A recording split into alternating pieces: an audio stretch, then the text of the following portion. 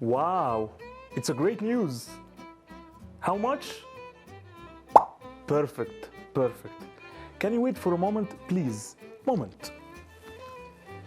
Do we have stocks from the new innovation? Yes, for sure we have stocks. But can you tell me why? I have new customer.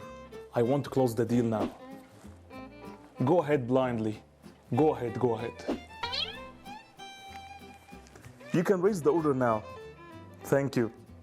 Have a great day.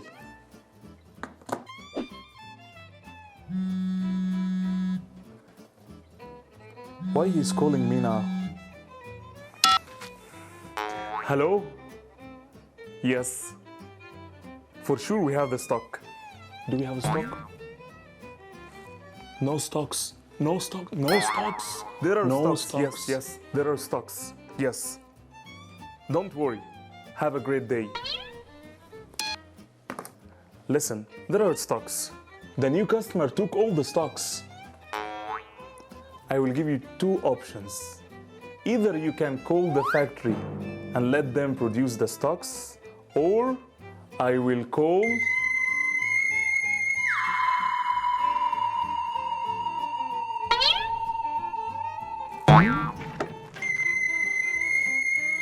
How much do you want? Preview. Can you hear this sound?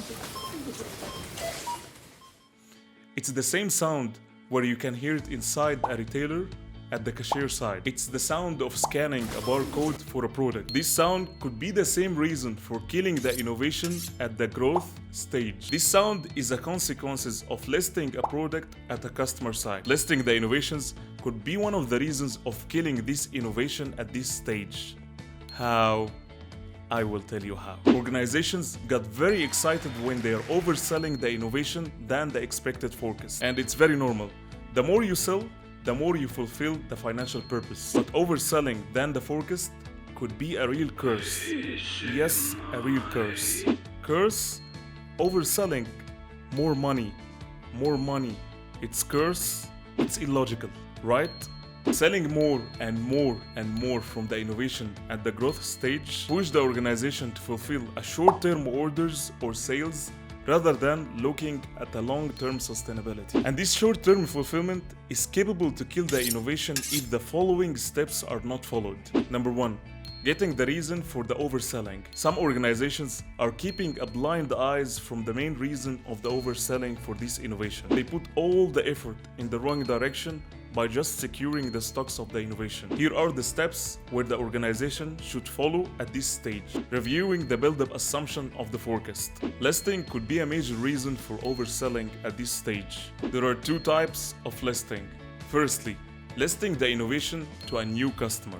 And this could be one of the reasons for the overselling. You have already the list of the customers. By comparing the forecast build-up by customers versus the sales, you will trigger the new listed customers. What if there is no new customer listed in our case? Then we have to go one level down at this stage. The second type of listing is a new store listing. This can simply appear in the numeric distribution of this innovation.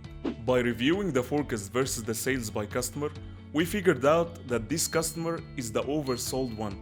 This customer has 300 stores, and by reviewing the forecast build-up for this customer, we have found that 50% was considered as a numeric distribution for this customer. It means that 150 stores were only considered in the forecast, not the 300. On the other side, the sales invoices came across all the 300 stores for this customer. This was the real reason for this overselling. Step number 2. Balancing the demand and the supply. After identifying the root cause of the overselling for this innovation, the organization has to reflect the unconstrained forecast and then assess the supply capability for this innovation. And if there is any supply constraints like capacity constraints, like material constraints, then there is no way except the demand prioritization. It's a process may involve several options, like fulfilling demand in a later stage for the customer, like delaying the customer order for a specific date. Example: 3 customers raised the order for the innovation. First customer ordered 100. Second customer ordered 100. and the third ordered 200.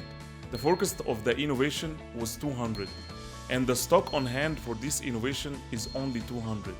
How we will be able to fulfill the orders based on the stocks on hand, knowing that the third customer is A customer, and the rest are C customers.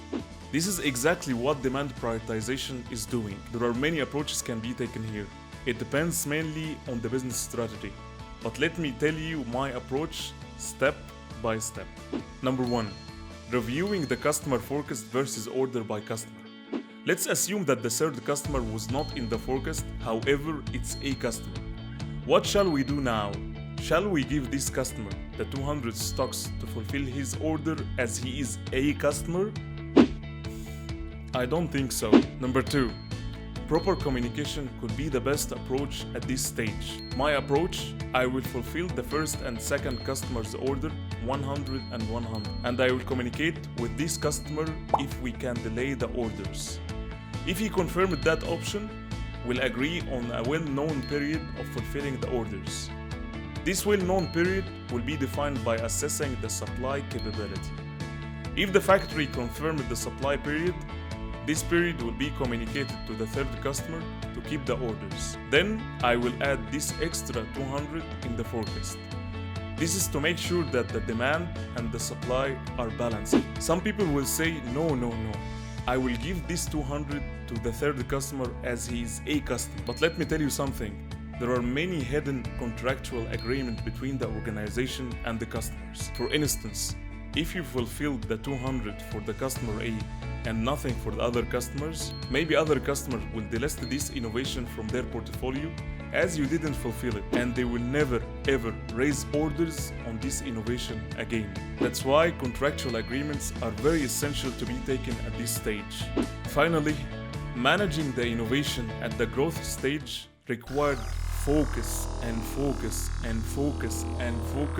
from the organization. Listing new customers or new stores must be treated carefully from the organization side by a proper communication end to end. Move